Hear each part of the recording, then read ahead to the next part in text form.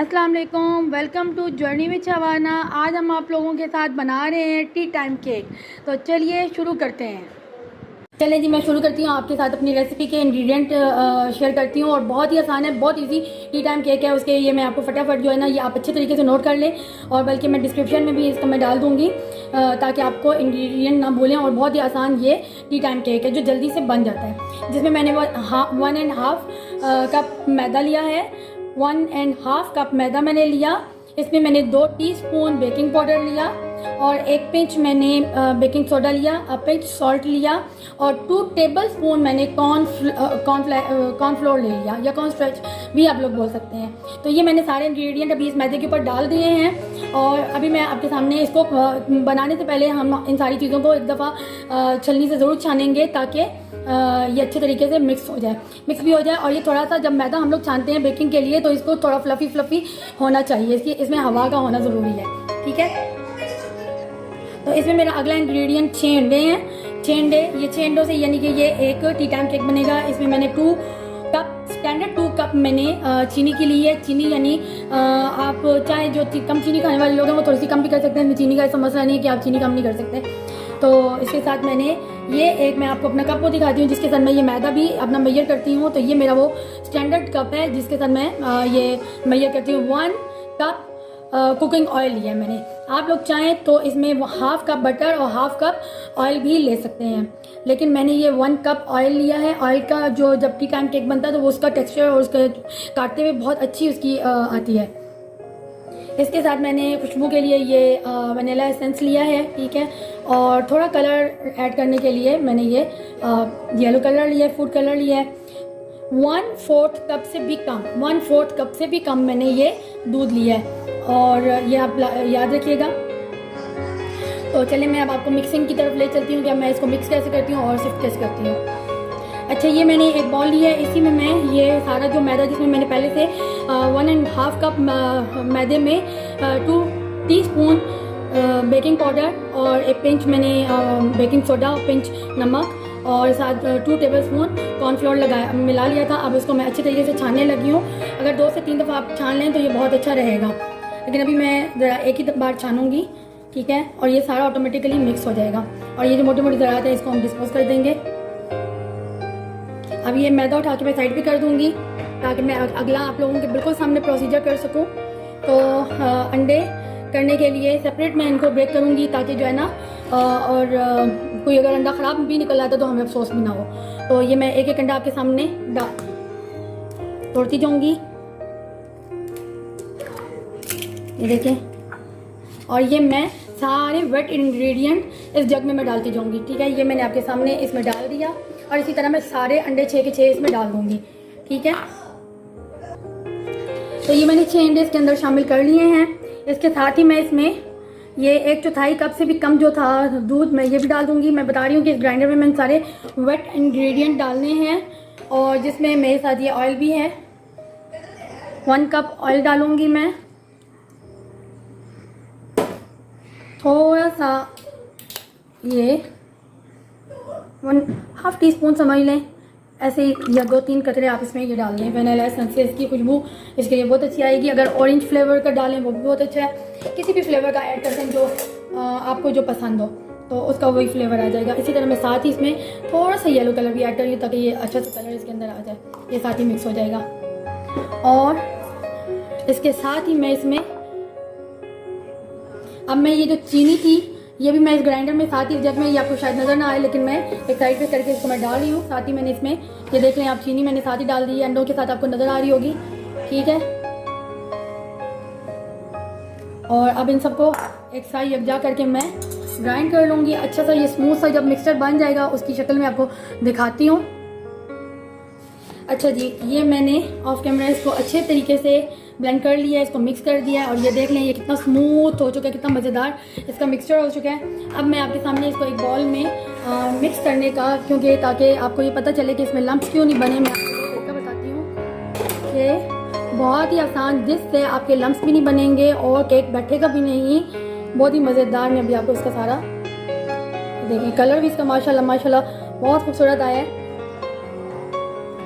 अच्छा, ये जल्दी से ये सारे जो इंग्रेडिएंट बड़े मज़े से मिक्स हो गए और ये सारा एक साथ यकजान हो गया है। बाद लोगों को जो असल काम है, जब हम मैदा डालते हैं तो लम्स बन जाते हैं और थोड़ा सा हम लोग डर रहते हैं कि अब इसको कैसे मिक्सिंग करें, तो वो टाइम थोड़ा सा सबको मुश्किल लगता है। मैं तो डाल देती हूँ साथ। बाद लोग पहले मैं इसी तरह करती थी कि इसको स्पैचुला के साथ, इस तरह के स्पैचुला के साथ आहिस्ता आहिस्ता मिक्स करती रहती थी। ये भी ठीक है। बाज़ों का बहुत सारे लोगों से इस तरह करके मिक्स करना बहुत मुश्किल हो जाता है, क्यों इस तरह करके इसको सेंटर मिलाना होता है, ठीक है। और थोड़ा सा ये मुश्किल होता तो है, फिर भी लम्स कहीं ना कहीं बन जाते हैं। लेकिन एक और मैं आपको तरीका बताती हूँ क्योंकि बहुत ही आसान है और इसका जो नीचे हमारा मोड है वो भी उससे वो नहीं ख़राब होगा, उसका ऑफ कैमरा मैंने सारा मैदा इसमें डाल दिया है। और अब ये देख के मैं आपको दिखा रही हूँ, ये अक्सर घरों में हमारे पास होती है। जब भी आपने, अगर आपके पास ये चीज़ नहीं है, इसके अलावा कोई डाई है जिसकी वायर्स स्टील की ही हो, तो ये बहुत अच्छे तरीके से ये ऐसे करके हल्के हाथ से, बहुत ज़्यादा इसको वो नहीं करना, बस हल्के हाथ से करके ऐसे ही लाइट सा, ताकि ये नीचे की तरफ बैठे भी नहीं। ये देखें, ये झटपट। अब देखिए इसके अंदर कोई लंप नहीं है। बस अगर आपके पास स्टील की दूसरी विस्क है तो उससे तो और भी इजी हो जाएगा, क्योंकि मेरे पास वो प्लास्टिक की है, नॉन स्टिक है, तो मेरे पास अभी यही अवेलेबिलिटी है। लेकिन इससे मेरा ये झटपट हो जाता है। ये देखिए इसकी पीक देखें,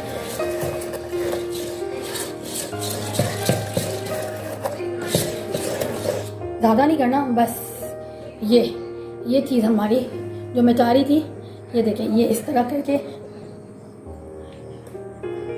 ये देखें, ये चीज़ आपको कैमरे में नज़र आ रही होगी।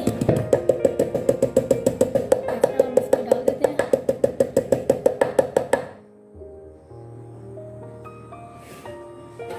तो ये मैं आपके सामने इसके अंदर मैंने विस्क रखी थी। ये मैंने टी टाइम के लिए जो ब्रेड लॉफ होता है, मैंने इसके अंदर ये डाला है, ठीक है। ये आप लोगों को नज़र भी बल्कि आ रहा होगा।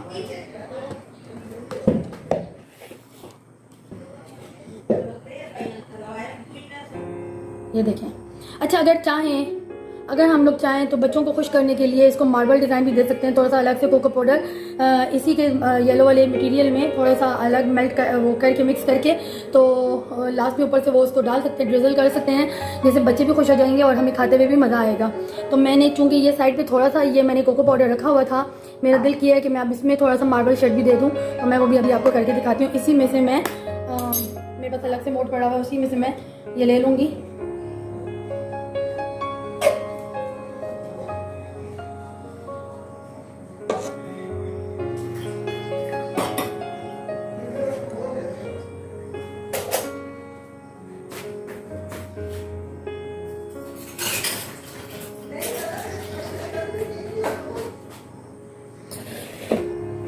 और ये एक फोर्क की मदद से मैं इसको अच्छे तरीके से मिक्स कर लूँगी।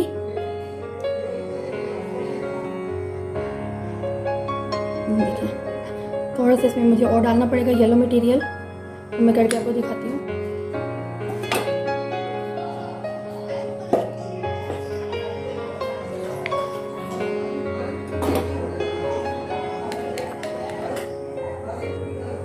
चलें जी, ये मैंने मोड़ इसके अंदर डाल लिया है। अब मैं अगला काम शुरू करूँगी, आपको मैं ये दिखा रही हूँ, ठीक है, मुकम्मल।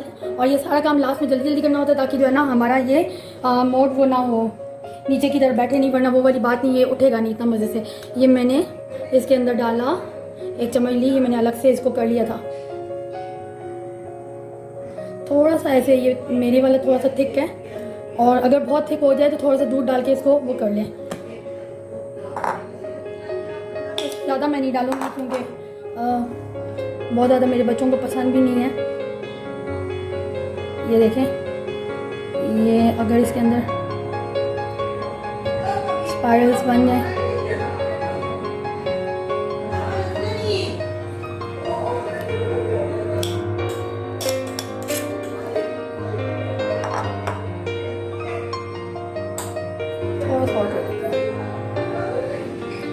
खूबसूरत डिज़ाइन आता है। पहले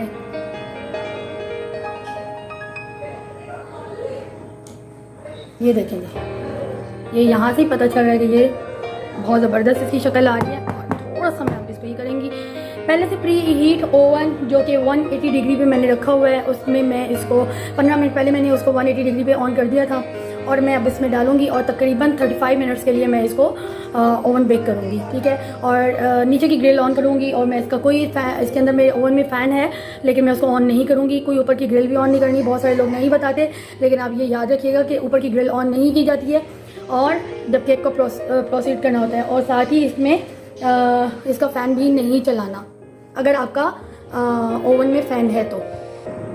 अच्छा जी, ये मैंने इस लोफ पैन से इसको पूरा निकाल लिया है, डिश आउट कर लिया है और मैं आपके सामने, और ये बहुत ही पता चल रहा है, महसूस हो रहा है कि ये माशाल्लाह माशाल्लाह बहुत सॉफ्ट बना है। ये मैं आपको दिखाती हूँ, मुझे थोड़ा सा इसका ऊपर से कलर डार्कर आ गया, इट्स ओके, नो प्रॉब्लम। ये देखिए, ये ऐसे ऐसे महसूस भी हो रहा है। अभी मैं आपके सामने इसकी कटिंग करती हूँ और उस कटिंग के लिए ज़्यादातर हम इस तरह की किसी भी ब्रेड टाइप आइटम को काटने के लिए ये तरह की नाइफ जो है बेस्ट रहती है। कोशिश करें कि आप जब भी बेकरी आइटम, पिज़्ज़ा हो, पिज़्ज़ा नहीं, केक वगैरह, जिस तरह की भी कोई चीज़ हो उसको इसी नाइफ से काटें। चलें जी, ये देखिए हमारा केक बिल्कुल माशाल्लाह से रेडी हो चुका है और ये कितना सॉफ्ट है, कितना मज़ेदार है, इस तरह करके, ठीक है। और थोड़ा सा मैंने चॉकलेट पाउडर डाला था, मैंने ज़्यादा चॉकलेट पाउडर नहीं डाला था, तो जिसकी वजह से ये थोड़ा थोड़ा बीच में इसका वो आया है, टेक्सचर आया है। तो अगर आपको मेरी रेसिपी पसंद आए आज की, आपको मेरे चैनल पे अगर आप लोग नए हैं तो आप मेरे चैनल को ज़रूर सब्सक्राइब करें, लाइक करें, शेयर करें और कमेंट करें।